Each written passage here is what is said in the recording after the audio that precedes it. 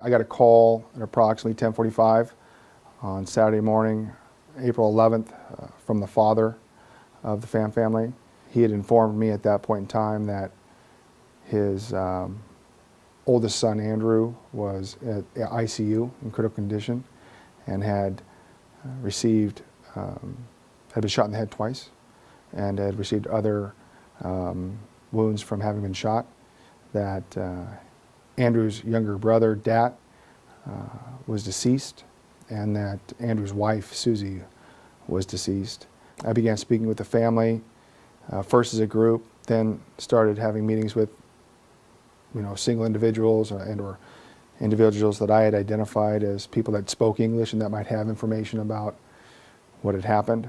This is a state certified compliant or medicinal marijuana location.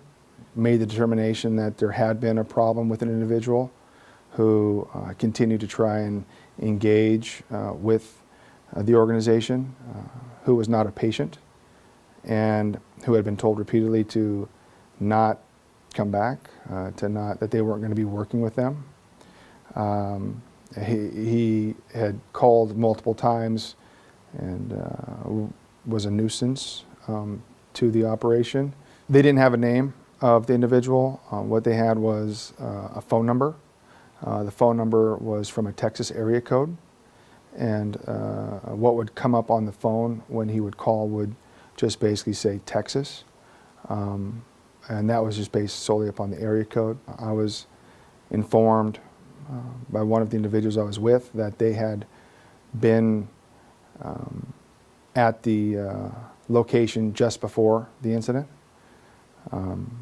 He informed me that he saw this individual that he didn't know the name of at the time there moments before he left, that the conversation between him and the Pham brothers was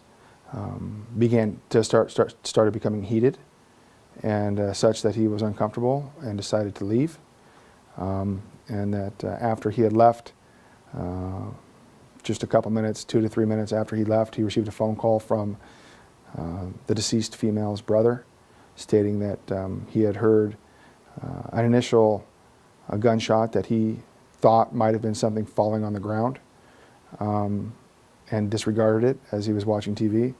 But then 2 to 3 minutes later, he heard a series of gunshots. He got up and looked out his door, saw that the door to the Pham's residence was open.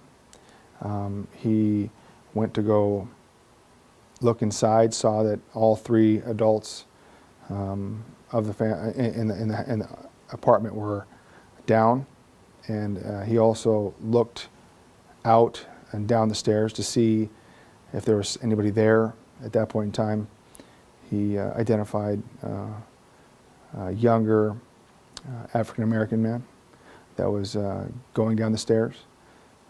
It's my understanding that they did make eye contact. Part of my communications with the lead detective was that I had what I thought was a critical witness for him to interview, and that was the friend that had left the scene moments before the shooting occurred. I contacted him, and at approximately 7 o'clock, 6:30, 7 o'clock, received a communication from the lead detective who was wanting to meet with this individual, and was very responsive to this individual and what they had to say. We showed up at the East Precinct, and that's when the questioning of this individual happened.